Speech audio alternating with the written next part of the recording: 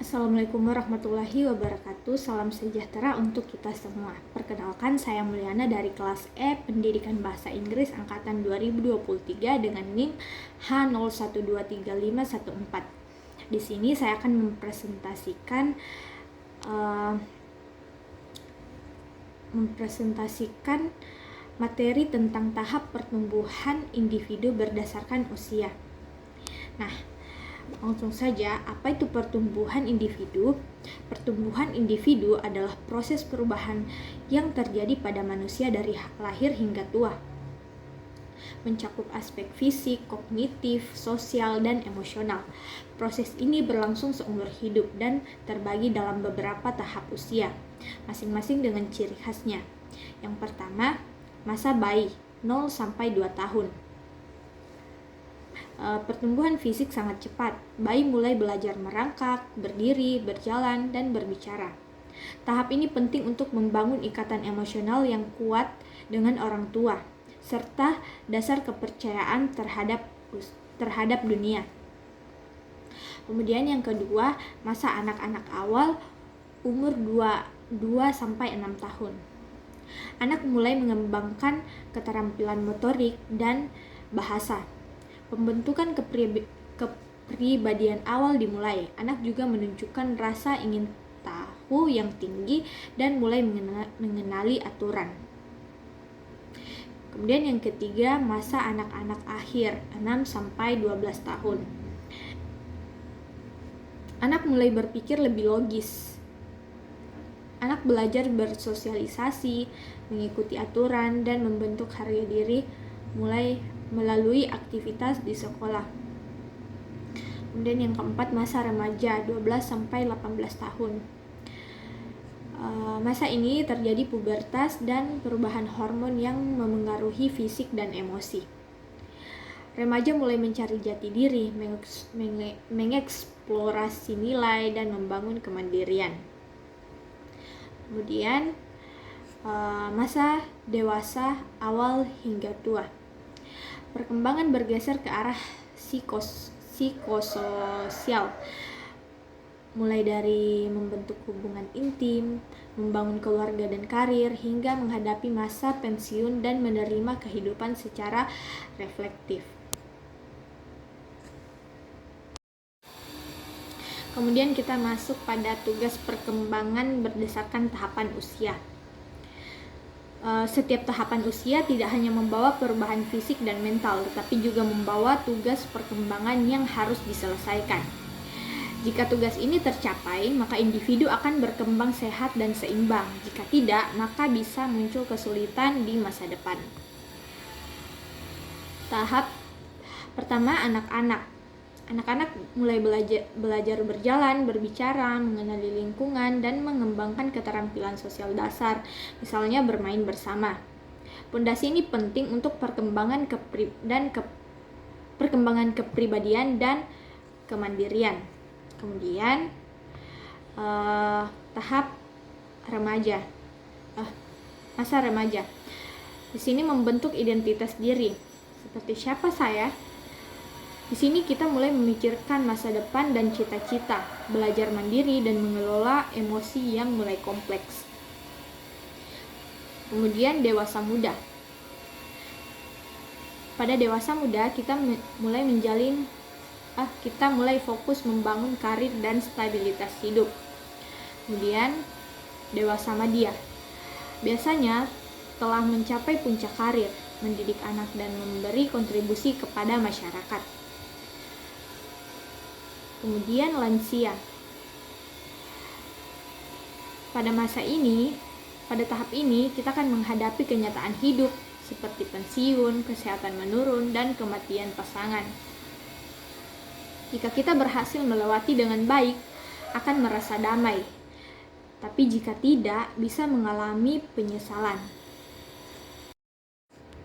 Kemudian kita masuk pada teori perkembangan menurut para ahli. Dua tokoh penting yang memberi dasar ilmiah dalam memahami perkembangan individu adalah Jean Piaget dan Erik Erikson.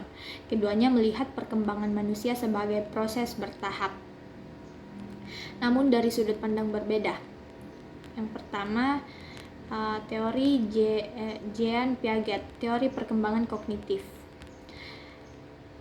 Yang pertama, sensori motor 0 sampai 2 tahun. Di sini belajar melalui panca indera dan gerakan. Yang kedua, praoperasional 2 sampai 7 tahun. Di sini bahasa berkembang tapi masih egosentris. Yang ketiga, operasional konkret 7 sampai 11 tahun. Mampu berpikir logis tapi terbatas pada hal konkret. Yang keempat, operasional formal 12 tahun ke atas, mulai berpikir abstrak dan mempertimbangkan kemungkinan. Kemudian teori Erik Erikson, teori psikososial. Sini menyusun 8 tahap perkembangan kepribadian dari bayi hingga lansia. Tiap tahap ada krisis psikososial. Contohnya bayi, trust vs mistrust, remaja, identity vs role confusion, dewasa muda, intimacy vs isolation, lansia, integrity vs despair. Kemudian teori multiple intelligence. Di sini menurut Howard Gardner, kecerdasan tidak bisa diukir hanya dengan nilai matematika atau logika. Ada berbagai jenis kecerdasan yang dimiliki tiap individu. 8 jenis kecerdasan menurut Gardner. Yang pertama, logis, matematis, 2 linguistik, 3 musikal, 4 kinestetik, kelima spasial, 6 interpersonal, yang ketujuh yang keenam interpersonal, berhubungan dengan orang lain. Yang ketujuh interpersonal, pemahaman diri sendiri. Kedelapan naturalis, lingkungan dan alam. Dalam konteks pendidikan, guru sebaiknya tidak hanya fokus pada nilai ujian, tetapi juga memperhatikan potensi unik siswa. Kemudian kita masuk ke studi kasus. Mari kita lihat contoh nyata penerapan teori multiple intelligences melalui kasus Andi dan Lala. Di sini Andi unggul di logika dan matematika tetapi lemah dalam bahasa. Sedangkan Lala mahir dalam bahasa dan menulis tetapi lemah di matematika. Solusinya, gunakan pendekatan pembelajaran diferensiasi.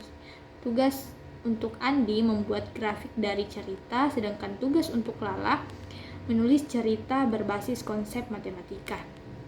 Dengan pendekatan ini, guru bisa membantu setiap siswa belajar secara maksimal sesuai kecerdasannya masing-masing. Nah, kesimpulannya, perkembangan individu adalah proses panjang dan kompleks. Setiap tahap kehidupan membawa tantangan dan tugas yang harus diselesaikan. Pemahaman tentang teori perkembangan dan kecerdasan majemuk membantu kita memahami dan menghargai keberagaman potensi manusia, terutama dalam dunia pendidikan.